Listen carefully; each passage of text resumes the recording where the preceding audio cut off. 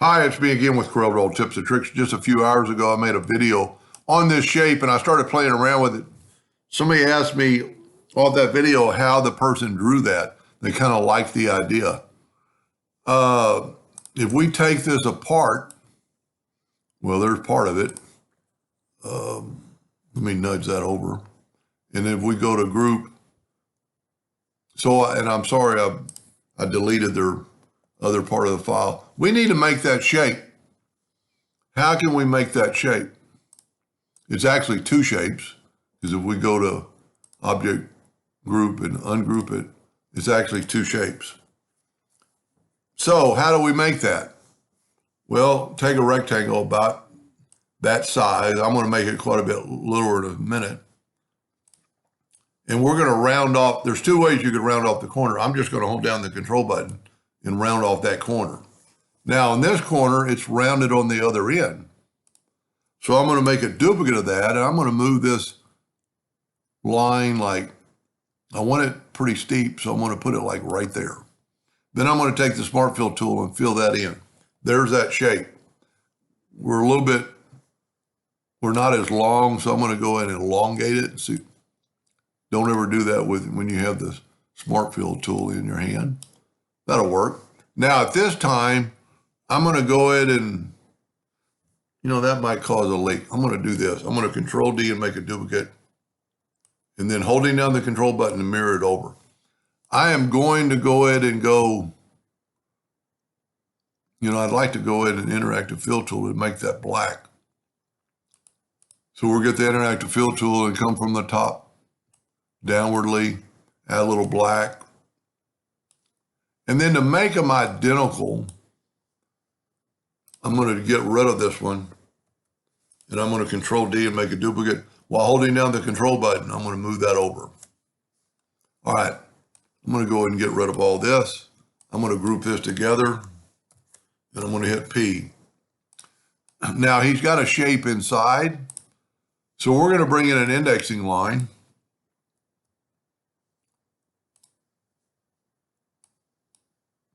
I've got them turned off. And we'll put both of them in the center. Now, I need to Control D, but I'm going to rotate this 90 degrees. Now, I'm going to take this corner of this one and have it snap to that node. Now, you can see that there's a line there that wasn't on the other one.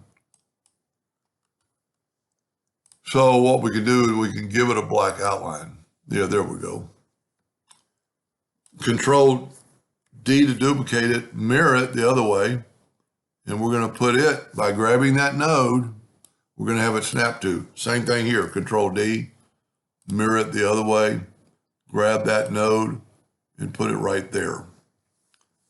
Now I'm going to group these together, Control G, and then hit P. So we're almost done with the pattern. If I don't have any leaks, I need to fill that in. So I'm going to take the Smart Fill tool, set on that same blue, and fill that in. I'm going to nudge that over. And I apologize, I don't have the original one. I've deleted it and I've gone so far I can't get it back. So I'm going to use the interactive fill tool on this. No, interactive fill tool, not Smart Fill. And I'm just going to swipe through it, but then I'm going to hit elliptical. Let me zoom in here. And I'm going to put that in the center, but I want to add black to that center. And then you can adjust the blackness of it.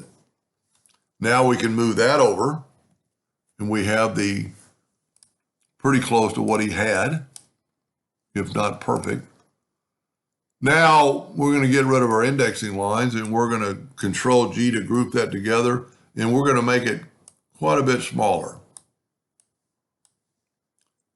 Then I'm going to go off the page, and I'm going to Control D and make a duplicate. I'm going to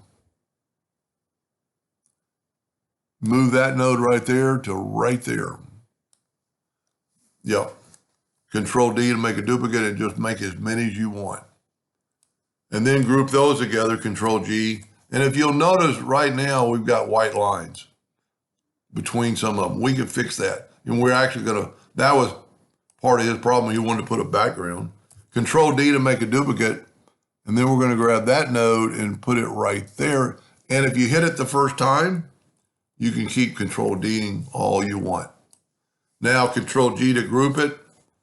I don't know what the rotation it would be, but if you get it close by moving it manually, and then you could go, well, it's 30 degrees, and that should be perfect. Now here's the part we made in part 1.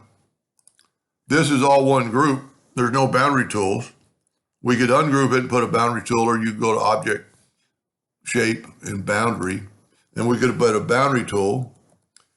And by doing that, now we can take and make this black, take away the outline by right-clicking your mouse. Well, the red is going to pretty much stay there when I move this over. Well, there we go. The red's gone. Move it up. Go ahead and go to Object, Order, Back a Page. And then when we move this back, look at the difference. Look at the detail it added.